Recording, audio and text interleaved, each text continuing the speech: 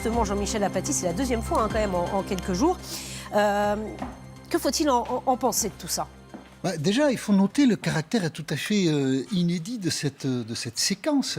Des gens d'un syndicat qui vont couper l'électricité à un autre syndicat. Enfin, d'abord, c'est un peu nul, un peu cocasse d'une certaine manière, mais extrêmement violent. Comment la CGT Énergie, après avoir fait ça, parce qu'ils s'en vantent en plus à la CGT Énergie, comment la CGT Énergie a-t-elle expliqué ce geste ? Voilà le communiqué de la CGT Énergie, avec une formule qu'il faut relever. La CFDT a perdu l'électricité et c'est la collaboration de classe qui a été plongée dans l'obscurité. Alors, je ne sais pas quel est le marxiste qui a écrit ça, mais collaboration de classe, ça se traduit très simplement par traîtrise. C'est dire...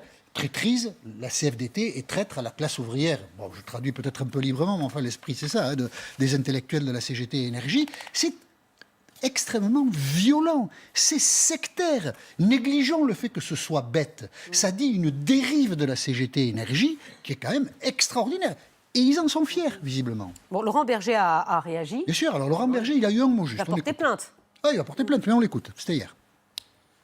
Ce matin, une intrusion dans nos locaux de 15 personnes cagoulées qui coupent l'électricité. Ce climat est insupportable.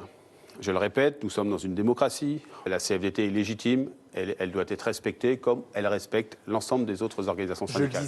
Voilà, la question de respect, c'est important. Ce à quoi nous assistons depuis quelques jours, c'est à de l'intimidation. Intimidation vis-à-vis du président de la République quand il va au théâtre. Des gens essaient de rentrer dans la salle. Pour faire quoi exactement ?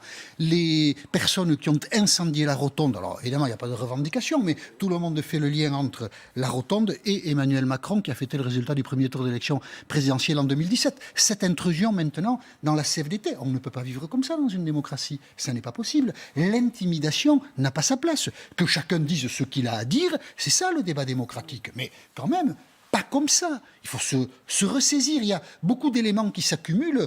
On revient au pire moment de la crise des Gilets jaunes il y a un an. Et ça, c'est quand même un vrai problème. Il faut qu'on en soit tous conscients. Alors, et ce qui a attiré votre attention aussi, c'est que la CGT a fait un communiqué, mais Philippe Martinez n'a pas réagi. Moi, je trouve ça extraordinaire. De vive voix. Écoutez, franchement, si on raisonne 2 secondes, la CGT, une branche de la CGT, agresse le siège de la CFDT. Philippe, il est 11h30 hier matin. Philippe Martinez, il doit s'exprimer, soit directement, soit sous la forme d'un communiqué. Lui, il paraît qu'il a téléphoné à Laurent Berger pour dire « je m'excuse à titre personnel ». Mais Philippe Martinez est le patron de la CGT. Il aurait dû prendre hier la parole publiquement pour dire « je condamne ». Il ne le fait pas. Pourquoi ?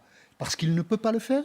Parce qu'il y a trop de contradictions au sein de son syndicat ? Parce qu'il est en train d'en perdre la direction, débordé par sa base ? Privilégions cette théorie à celle qui voudrait qu'il n'a pas voulu le faire. C'est-à-dire, en gros, qu'il considère que tout ça, ce sont des dégâts acceptables. Parce que ça, ce serait la preuve, à ce moment-là, d'une dérive de la CGT. La CGT s'est toujours méfiée du gauchisme. Là, elle est en train de mettre les 2 pieds dans le plat gauchiste. Il faut quand même que Philippe Martinez parle et qu'il mette les choses à distance, c'est-à-dire qu'il condamne clairement les agissements de la CGT Énergie.